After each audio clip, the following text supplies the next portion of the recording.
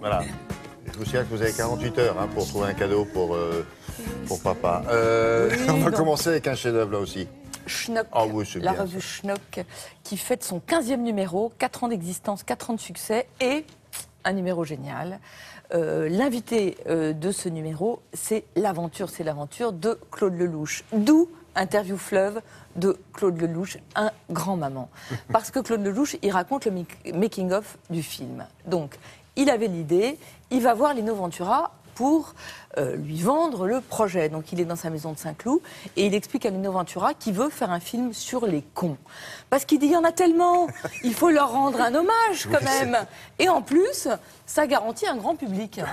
Et là, il faut imaginer la tête de Lino Ventura, la tête directement Et oui, posée c'est ça, comme qu'est-ce ça que je sur fais les là-dedans, il se épaules. dit, oui. Pas connu pour son grand sens de l'humour, quand même, nous disait Patrick Bruel tout à l'heure, qui lui dit mais c'est quoi un con?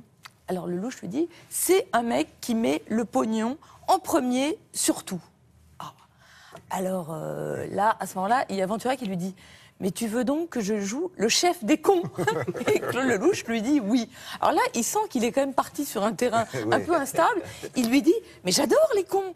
J'adore ça parce que mon père me disait deux choses. Et ça, j'adore ces deux choses. Il lui disait, s'il n'y avait pas tant de cons, tu aurais l'air moins intelligent. Donc dis-leur merci. Et il lui disait, pour se débarrasser d'un con, il n'y a qu'une chose à faire, c'est le flatter. Si tu le critiques, toute ta vie sera avec toi. Voilà, exactement. Oui. Si tu le flattes, bon. Après, le deuxième garçon à convaincre, c'était Brel. Donc, Lelouch va voir Brel. Et là, Brel lui dit, je veux même pas voir le scénario. Moi, j'ai envie de devenir metteur en scène. Donc, je voudrais faire de l'espionnage sur ton tournage. Il paraît qu'en plus, c'est sympa chez toi. Après, il y avait Charles Denner, vous savez, qui doit jouer le cerveau du groupe. Alors, Denner, c'était le bon élève, explique Lelouch. Il lui fallait absolument un scénario. Or, Lelouch, il n'avait pas de scénario. Alors, il écrivait exprès des répliques pour Charles Denner. Charles Denner passait la nuit à les apprendre par cœur. Il arrivait le matin, il les tournait, Lelouch. Après, il les jetait et après, il faisait de l'improvisation avec le film. Il raconte que le film a été évidemment un grand moment de rigolade, que la fameuse scène culte de la plage. Là, Lino Ventura vient voir Lelouch et lui dit ça, je le fais pas. Là, on a l'air trop con. alors Lelouch lui dit c'est pas grave, toi tu t'assieds, et puis les autres ils le font, et tu leur dis oh on dirait des débiles mentaux. Donc ça commence comme ça. Et puis Ventura, il voit que le truc est vraiment très drôle, donc il va voir Lelouch et il dit bon je vais le faire parce que ça a l'air quand même culte ton truc. D'autant que dans la scène, il dit aux autres c'est pas comme ça qu'il faut faire. Et il leur montre. Et il y a Aldo Machon. Et il y a Aldo Machon, il y a aussi un grand papier sur Aldo Machon, il y a aussi une interview de Charles Gérard, il y a un dico où on découvre que le rôle d'Aldo Machon, vous savez qui devait le jouer? Bernard Tapie. Ah oui. Bernard Tapie. Mais à l'époque, il faisait encore beaucoup d'affaires et donc il était trop occupé. Il y a aussi une scène géniale que Lelouch raconte au moment de la sortie d'Un homme et une femme. Il est invité à l'Élysée par le général de Gaulle, parce que Malraux a dit au général de Gaulle, vous savez, c'est le film dont tout le monde parle, il faut absolument que vous le voyez. Et donc Lelouch raconte qu'il est dans la salle de projection de l'Élysée.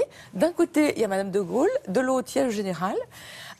Et pendant le film, Madame de Gaulle fait que pleurer. Et à la fin, le général de Gaulle ne lui parle que du chien, en lui disant « Mais quelle est la race du chien ?» Et Claude Lelouch ne savait pas du tout. Ah oui, le chien du monsieur sur la plage. Ah oui, d'accord. Interview de Bruce Toussaint, vraiment très amusante. Et il y a une autre pépite, c'est une interview de monsieur Renoma, Maurice Renoma, la marque mythique de Jacques Dutronc. Vous avez remarqué que cette chronique, en fait, est un hommage. C'est un hommage à Télématin. À Télématin. Très bien.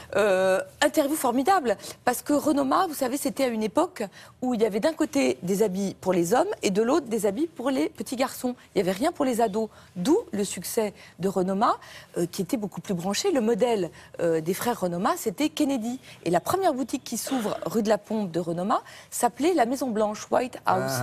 Sauf qu'un mois après, le président Kennedy est assassiné. Donc du coup, ils ont dû penser que ça portait la choucoumoune. Donc c'est devenu la Maison Renoma. J'ai absolument rien du tout pour vous parler d'espoir. C'est pas grave, je vous en parle la semaine prochaine dans ma chronique rattrapage. On vient le dimanche avec moi, le chef, souvent il fait le Non, mais dimanche. c'est pas bête le coup de ne pas faire ce qui était prévu. Comme ça vous fait une chronique supplémentaire dans laquelle on met tout le rattrapage. Quoi. Exactement, je vous ferai une chronique sur des sports qui est une revue aussi géniale. Mais Schnock, ça va. Ah non, je trouve que c'est formidable. Merci beaucoup, Olivier. Alors,